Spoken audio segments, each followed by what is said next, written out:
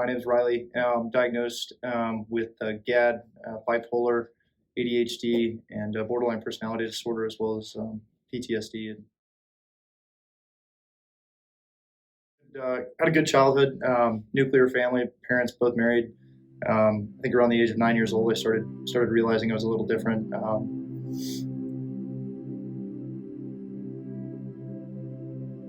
I think what led up to the self harm for me was energy bottled inside, feeling different, not knowing how to express that or where to get that out. I feel like at an early age, I felt like I was wasting my life. I was ready to get to the next steps. I was ready to get on with it. I felt like I didn't belong, despite being the captain of all the teams, despite having all the friends, and on the surface level, seeming like a normal dude, high performer, high achiever, but inside, not being so. The war raging inside. Around 12, 13 years old, I started cutting myself. Around 15, 14 or 15, it was the first time I put a gun in my mouth. And I don't know when the first time I decided to start getting help was. It was down the road, like certainly in my 20s. I've never felt like I could relate to many people. Started relating to people probably around 19 when I left for the Naval Academy. Started meeting some other special operations type dudes, some guys that I went through selection with. That was the best help for me. It still is, like being around people with the same mindset in what I would consider my tribe and my small circle. As far as getting professional help, certainly not until maybe 23, 24. It's embarrassing. It's not fun to talk about. My life has now become kind of a battle of stigma thing. So as far as like getting help for me, I don't like going and getting help and playing the victim role. I don't like doing group therapy or talk therapy. I don't think it's beneficial for me. I think the best therapy is trying to be an asset and help others. Yeah, so you talk about biological resiliency, and you talk about the brain and how you can how the brain can break, right? Like we're okay in Western society and Western medicine with a broken arm or a broken leg, but you talk about neuropsychology and the brain, and we don't have a fucking clue as to what's going on, especially in the military. We ask a lot of kids in the military. There's not a lot of sleep, and nutrition is piss poor. Exercise overall is generally piss poor. There's not a lot of care for the fellow man. We see that in the civilian world as well. Everybody's more of a number rather than a person. If you reach out or talk about it right, like you're soft as shit, you're a pussy, you're a faggot, you can't hack it, and you're a liability, right? So I've seen people reach out and actually get in trouble. The hazing, just the general negativity, right? So even being like a bad motherfucker, I think you see more acceptance now, especially in the special operations community, to the extent that I can speak about that. When you go through shared suffering and dudes that would give it, give their life for yours in a second, you can more easily talk about that. But the conventional military certainly does not have that privilege.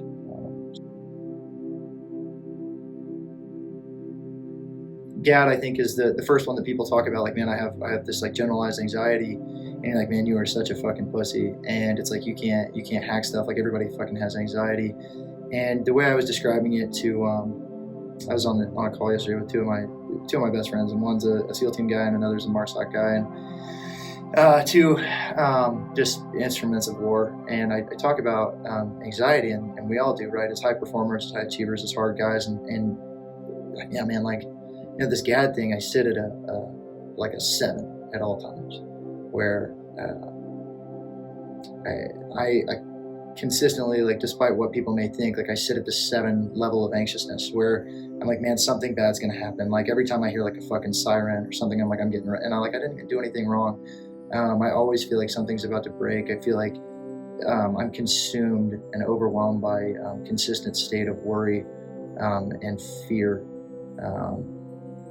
And so when you have an event come in that's something happened, not necessarily to you, but something that happens in the world or in your world, it sends you to that level 12 pretty quickly, whereas others may sit, at that anxiety level of 1, 2, or 3, and then, something happens and it takes them to the 7. It's like, man, I consistently sit at a 7. So talking about generalized anxiety disorder is really important to me, because I think the people that don't have it and don't understand it, that propagate the stigma and say, oh, you have anxiety, like what a pussy, like get over it, like harden the fuck up. It's like I've operated at some pretty high levels and gone through some pretty difficult things, and so I certainly want to be that leader, that beacon of hey, like you can go through anything and still have this shit, and just because you have it, you're not incapable, you're not a liability. And I think in general what I wish people knew is that it's real. It's not something that we just talk about. It's not something that's fun to talk about by any means. Mental health is it's real. It's this whole body that we take very seriously. With again, back to like broken arms and broken legs, people take that